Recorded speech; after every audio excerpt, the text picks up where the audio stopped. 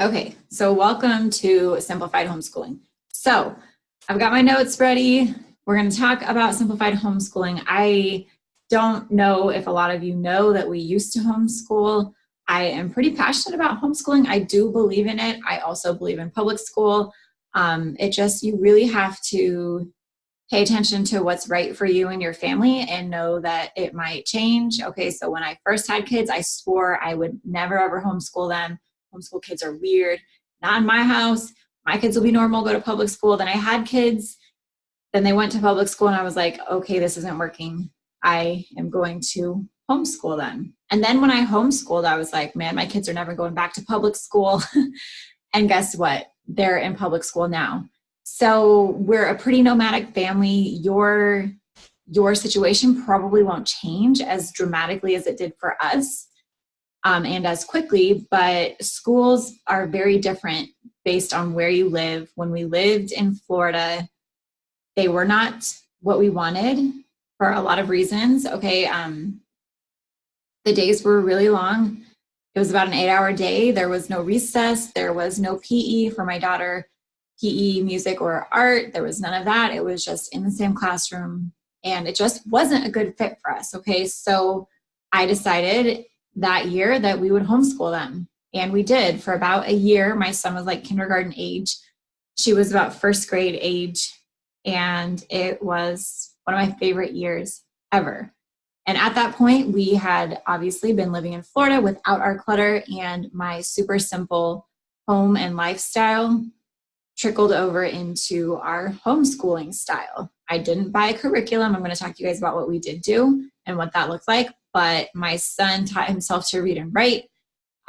He's in second grade now, and he is still ahead of the things that he's supposed to be learning this year because of what he learned in that first year. Bree is in fourth grade now, and by the school standards, this is the first year that she's really learning anything new, because that year of homeschooling, we did so much, and we did so much without a curriculum. Okay, so when it comes to your homeschooling, you have your reasons why.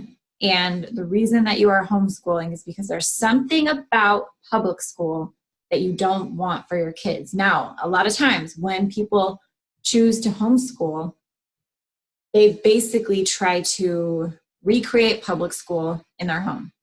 And that's really hard to do. It requires a lot of curriculum. It requires a lot of busy work. It requires a lot of supplies. And I want to kind of break that down for you and today and let you know you don't have to do it. Now, I'm not homeschooling currently, so take that for what it's worth. And I also understand and recognize that homeschooling, how you do it, is a very personal decision, and it likely is very closely related to your values that you want to instill in your family, which are probably different than mine.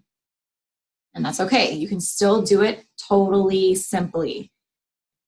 Okay, so the first thing I want to talk to you about when you are homeschooling, I think it's like, obviously, I believe in having a simplified, clutter-free home for all of the reasons that we talk about all the time. It's less overwhelming, less burdensome, gives you more time and energy to be present with your family, to have freedom, to do the things that you want to do, to not be stressed out, to not be running yourself ragged, to not be pulled in a million different directions, which is important for any mom. But when you're homeschooling, it's especially important. Thank you, Victoria. It's especially important because you're spending all of your time at home, even more so than if you were sending your kids away to, not like sending them away, but sending them to public school. Your home becomes that much more integrated into your life. So it's that much more important, I think, to make sure that you have a clutter-free space, which means that you are not falling for all of the homeschool curriculums that get shoved down your throat.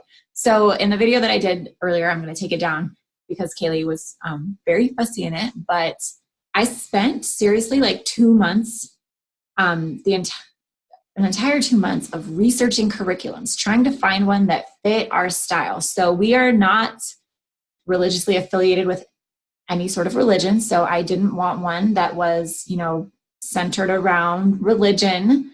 Not saying that there's anything wrong with that, but like I said, your personal values come into play when you're homeschooling, and that wasn't something that we wanted. Okay, we didn't want a curriculum centered around Bible stories or Bible values. We just didn't want it. Not that we're against it, just not what we wanted.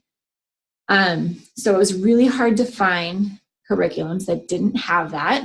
And then when I did find curriculums that didn't have that, it was really hard to find ones that weren't basically public school at home. So eventually I just gave up and was like, you know what? My kids are young. I don't feel like I need a special set curriculum to have them learn, to have them love learning. Okay, that was what was most important to me, was for them to love learning and teaching themselves. And that's where some of you guys know I taught Montessori. My job as a Montessori teacher, kind of the core of the Montessori philosophy, is teach kids to do it themselves. And that's what I wanted to do for my kids in our homeschooling experience. I wanted to give them the space and the tools to be independent learners, to be independent thinkers, to be able to get interested in something and teach themselves how to do it, because I think that is a life skill that everybody needs, right? Okay, prime example, me building this blog. I didn't know what I was doing. I didn't know how to make a video. I didn't know how to make a blog. I didn't know how to make a website. I didn't know how to make a course. I taught myself how to do it. Okay, that's a real life skill that I want my kids to know how to do it. And that's how it's been with basically everything in my entire life. I went to college and I got a degree in child development, but that degree didn't teach me how to teach. I had to go become a teacher and teach myself how to teach and utilize mentors, which, as when we were homeschooling, I was basically my kids' mentor. I was teaching them how to learn. I was teaching them how to teach themselves. So the things don't teach your kids, okay? Things and curriculum and books. Well, I don't mean like books, but I mean like, a set notebook of like, today you're going to do page 83 and 84. That's not why your kids learn. Your kids learn because you teach them how to learn. Okay. And you don't need all this fancy stuff. When we homeschooled, we were living in Florida. We had already ditched all of our clutter, and like I said, I didn't buy a curriculum. I didn't buy a whole bunch of extra stuff. I didn't buy the homeschool toys because they said that these were good for homeschool kids. I mean, kids are kids. We had our normal toys. We had our normal crafts. We utilized things like the library, museums. We got out into nature. We joined co-op groups. There's lots of depending on where you live, you have to figure out, and I'll talk about that in a minute too, find groups of other homeschoolers that fit your style, which was really easy to do in Florida for us. Like I said, not religiously affiliated. When we moved to Idaho, it was really hard. And one of the reasons that we chose not to continue homeschooling was that the community here didn't really match us. Okay, we didn't really fit in here with the homeschooling community here, but the public school here are great. And that's what I meant earlier, is that you kind of just have to pay attention to the needs of your family in that moment and adjust. So we homeschooled with less. I didn't buy anything other than some notebooks and normal things that I buy my kids now still. So if and when we homeschool again, I'm going to do it the exact same way. I will make sure that I'm compliant with my laws, which you have to do by state. Every state is different. You can join an umbrella school, which is like a charter school that kind of gets you out of having to document this is the curriculum that we're doing and all the lesson plans. It does that for you. So I did that. But you have to just go based on your state. So I made sure that we were compliant, and I made sure that I was consistent. I made sure that I provided them with structure, but also freedom. Yeah, Sharma, so is Kaylee, so I can actually talk now without being totally distracted. But that's what we did. I pieced it together for them. I gave them opportunities. I found a lot of online programs that they could do things. There's a site called coolmath.com. I can't remember some of them. Lots of online things that they could do. We went to the library once a week. We started off by checking out. I was like, you guys have a 30 book limit. You can get 30 books a week. And that was too much. They didn't read them. So then I limited them to be okay, you're really interested in space, which is what my son was interested in at the time. My daughter was really interested in animals and government. So I'm you can pick out an animal book and a government book. Whatever it is that you want, but I really want to make sure that this week you're actually reading the book, okay? More does not mean more learning. More books doesn't mean they're learning more. just like more toys doesn't mean they play more. When you give them less, they go more in depth with it, which I think is especially important for homeschooling. Give them less, okay? I wanted to make a note about time. Okay, never mind. So that was like my experience with less homeschooling. It worked out really well. It was really easy. My kids learned a lot. And like I said, they're in 2nd and 4th grade now, and they're still way ahead. Everything that they're learning, they learned in that year of us homeschooling, because I was like, you know, if you've figured out this way of doing addition and subtraction, like you can move on and go figure out something else. And they taught themselves. My daughter taught herself long division and all of these crazy things without ever buying a curriculum. So it takes intentionality on your part as the parent. It takes you paying attention. It takes you giving them the resources and the tools, and it takes you enforcing it. It takes you making it a fun and engaging thing. But you can't expect to like, I can't remember them, Sarah. Can you post resources like the math website? The only one, it was like 2 years ago, and I don't have it anymore, but just do like a Google search of like free online homeschool resources, because there's tons of them out there. It's 111 right now on November 1st, 11/11, 11/11/11. All those ones, document it, note it down right now. That's what time it is here in Idaho. Anyway, 6 ones in a row. I'm looking at it right now. So just, do a Google search of that, because I can't remember. The one that I remember the most, because they still use it, is Cool Math. There's a lot of them. But I would also look up things like I said, my son taught himself to read and write because of his interest in space.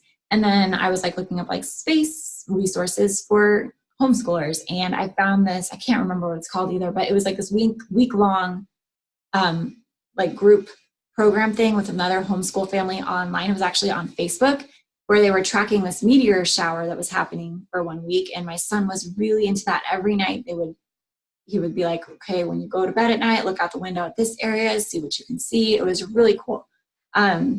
So I found like those kind of out of the box experiences for them to have as well. Like I said, my daughter was really into animals and government. So we would go to things like the Salvador Dali Museum, get out into nature, like all these kinds of things that I never would have got from, a boxed curriculum, or a canned curriculum is what they call it. So I really believe in the power of less. Hey, she's home from school. Oh, I'm doing a video, but she's home from school. So that was my experience of homeschooling with less. We get tricked into thinking that we need the curriculum, we need all the special homeschool supplies, we need to recreate public school at home, which means we need to have an entire storage room of stuff. And it gets really overwhelming, and you don't need it. You just need your normal house, and you just have to be present, which happens when you don't have clutter, and you just need to get creative in the resources that you give them, okay? There's too many to even count, that you don't have to pay for, that you don't have to buy, that you don't have to bring into your home, okay? That are gonna teach your kids how to learn. Okay, so let me tell you about my experience with teaching with less, because I taught for like 8 years. And I told you guys a little bit about it in the other video, but I'm gonna tell you again, my first year of teaching, I bombed miserably. I was horrible. I was teaching at Head Start, and it was really hard. I had 20 kids. I had an assistant, but she wasn't there all the time. Sometimes she was out just doing other things in school. So I often had 20 kids by myself in a classroom, and I thought that the solution to making a peaceful classroom that was more engaging for the kids was to give them more things, was to put more things on the shelves, was to put more things on the walls, was to make, give them more options, more. And my first year of teaching, like I said earlier, was horrible. It was so hard. It was so miserable. If you made this into a masterclass, I'd totally pay for this step by step. I don't know. I feel like I need to be homeschooling before I do it again, which will probably happen soon. But my first year of teaching was awful. And I got to the end of it, and my director was amazing, and she was really smart too. She was like, she knew that first year I needed to just experiment and see what worked and what didn't work. And she was like, you had a really good first year. You're a great teacher. You've got, the heart for it. Kids love you. The parents love you. Are you open to hearing something kind of weird? I was like, yeah, tell me anything. tell me the secrets, because I felt like that was a failure of a first year. Tell me what to do. And she was Montessori trained, also Reggio inspired. You can't get certified in Reggio without actually going and living in Italy for about a year.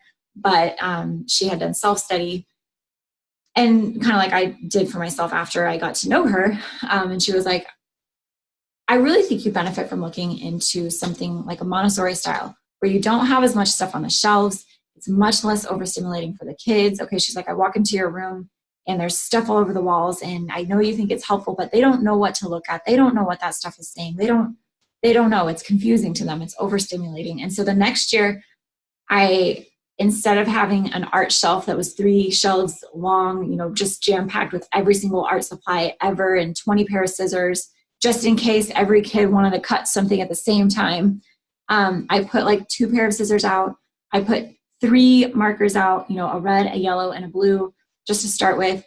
A tray of paper, 1 kind of paper, 1 size of paper. And what happened was what I was hoping would happen the first year.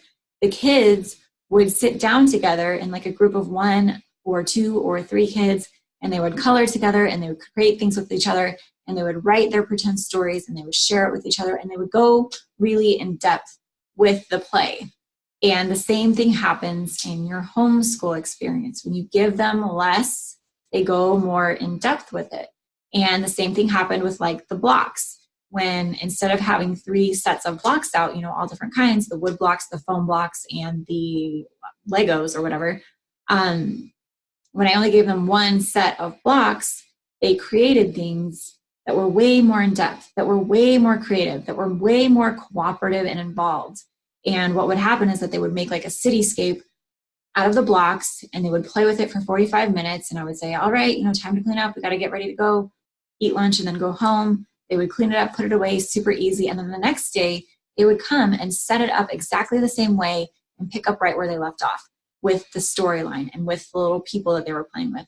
And the depth of that play never would have happened if I would have continued to put 4 or 5, sets of blocks out, or given them all of the art supplies at once. If I had kept giving them every single art supply, they never would have created those books and those stories together where they actually got to go really in depth. And that is really the power of less. And I learned that lesson very powerfully in my early years of teaching. And I kind of carried it on to when I opened up my own school in Alaska, which I ran for about a year. But honestly, looking back on the school that I ran for a year, I did it I made my life so much harder, because I felt like as a teacher, I was like, I need everything. I need every art supply. I need every toy. I need every kind of block. I need every single book. Because I had a storage, like a walk-in closet just of books that we never read because it was way too many. If you guys have seen the stack of books that we have now that we keep, it's not a lot, but guess what? We read them. It's not, having 10,000 books doesn't make you smarter. Having 1,000 books doesn't make your kid love reading. Okay, giving them experiences with books that teach them how to love reading, that's what makes them love reading. But having 3 bookshelves full of books that they never read doesn't make them an avid reader, doesn't make them enjoy reading. So I had that school, and then we moved to Florida. And I want to just tell you guys another experience that I had in teaching with less, because it does apply to your homeschooling experience. So the very first school that I worked at, called Peppermint Preschool in Florida, was Montessori inspired, and there was a green room that had a lot of issues, a lot of behavioral issues, a lot of teacher issues. The teachers were like, the kids in here are crazy. There's nothing I can do. I don't know how to handle these kids. It's absolutely insane. And I was hired to fix that room. And what the teachers were expecting me to do was to come in and teach them child development or behavioral development or behavior management or classroom management or how to make a classroom schedule, which is very similar to like things that you guys want me to do for you in here with your home. Okay, I'm not going to come in and give you a cleaning routine. I'm not going to do that for you. I'm going to teach you how to set your environment up to work for you. And that's exactly how I did it with the teachers. I was like, I'm not going to come in here and teach you how to talk to the kids. I'm not going to come in here and diagnose this kid with ADD or ADHD. I'm not going to come in here into your home and diagnose you with anxiety or depression.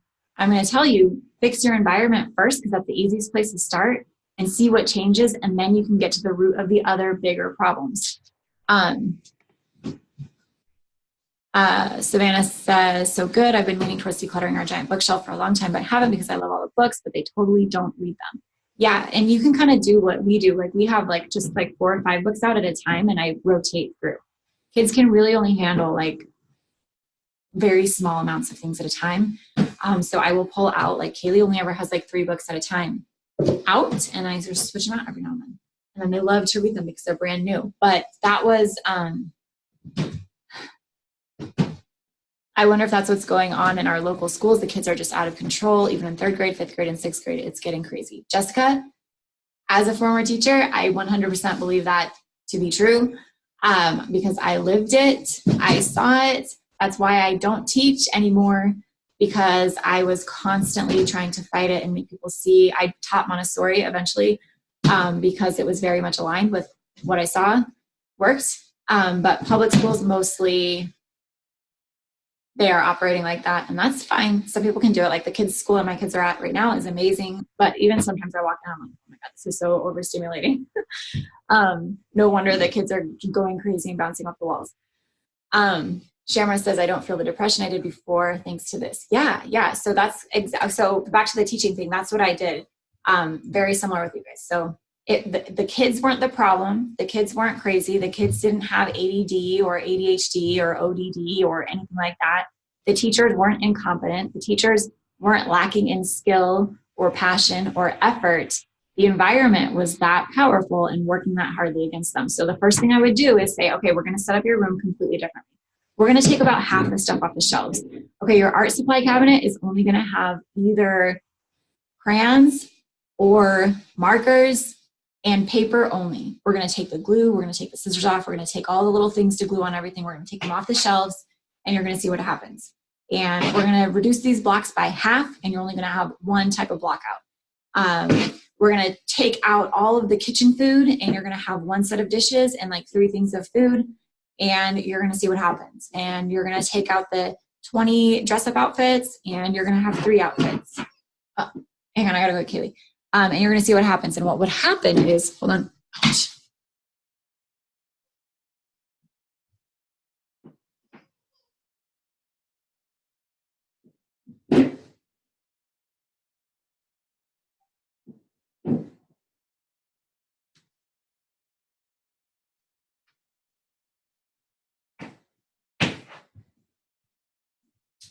Hang on.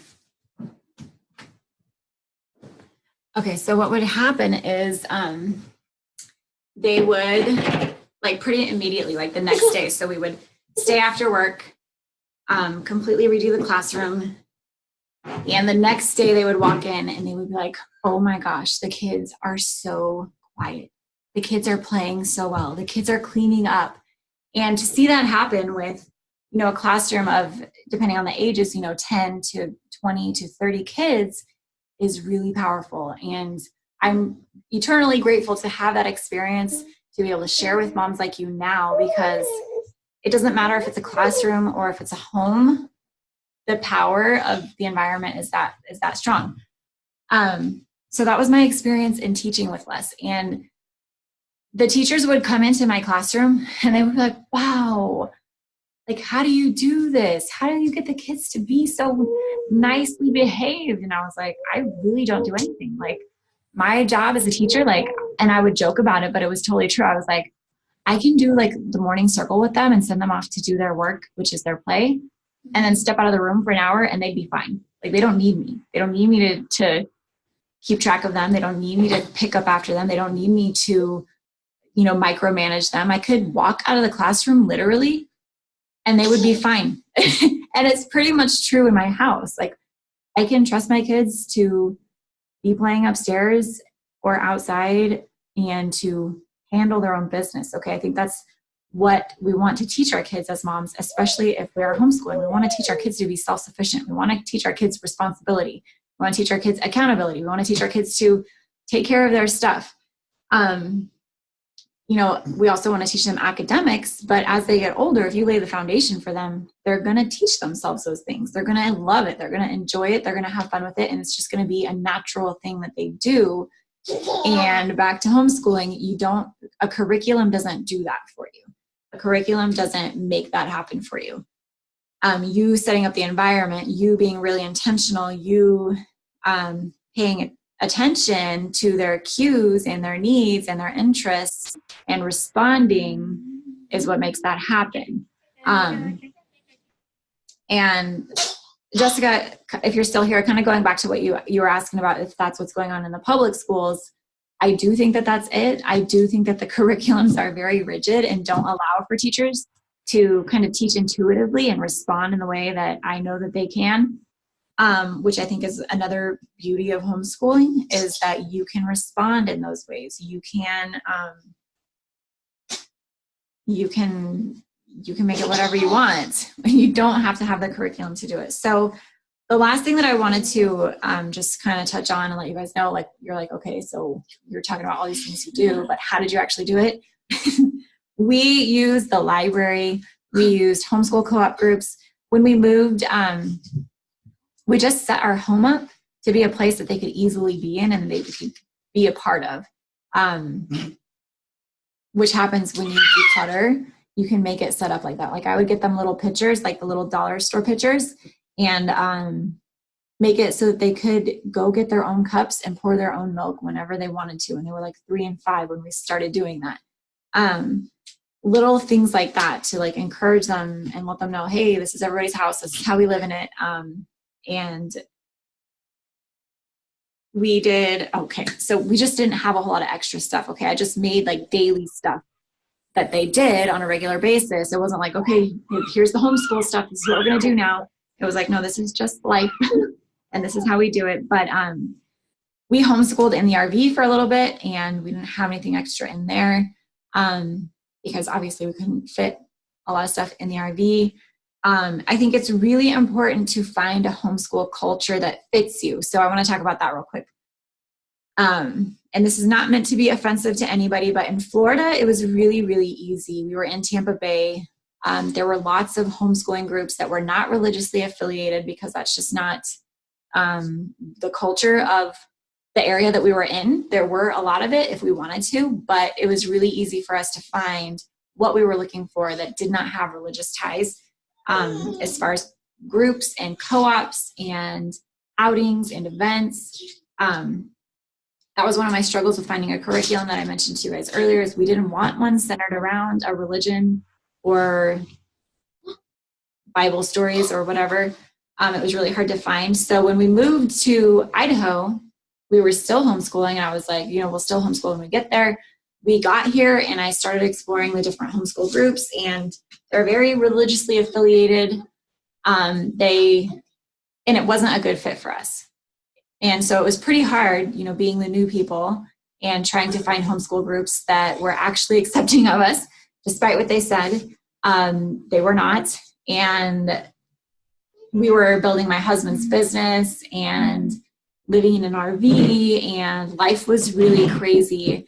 Too crazy for me to put in the effort to find a community that fit our needs. And so we put them back into public school. So I think it's really important to just kind of pay attention to the needs of your family, to realistically know what you're able to put into it and what you're not able to put into it. So in Idaho, living in Idaho, it wasn't something that we could realistically do to where I felt like it was benefiting my kids.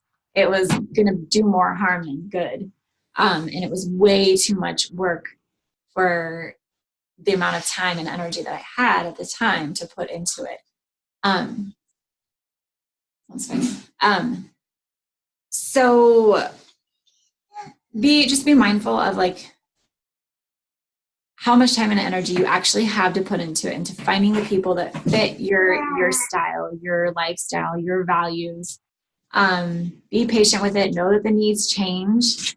Like I think I mentioned it earlier, but not everybody moves as often as we do. So our needs change pretty quickly.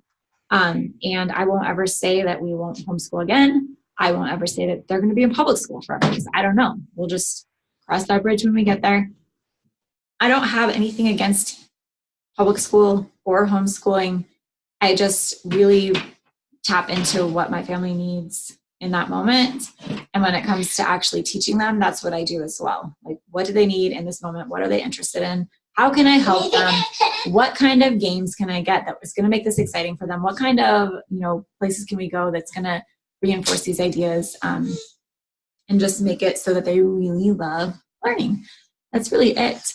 Don't get so caught up in like standardized tests. I'm not going to get into that. Standardized tests and daily worksheets and whatever else. Okay, you got to get really clear on what your values are and what you want to teach. By all means, if you want to teach them how to do like worksheets every day, go for it. If you want to teach them how to follow, a curriculum that meets all of your needs, go for it. But just don't fall into the trap of thinking that that's the only way to be successful at homeschooling.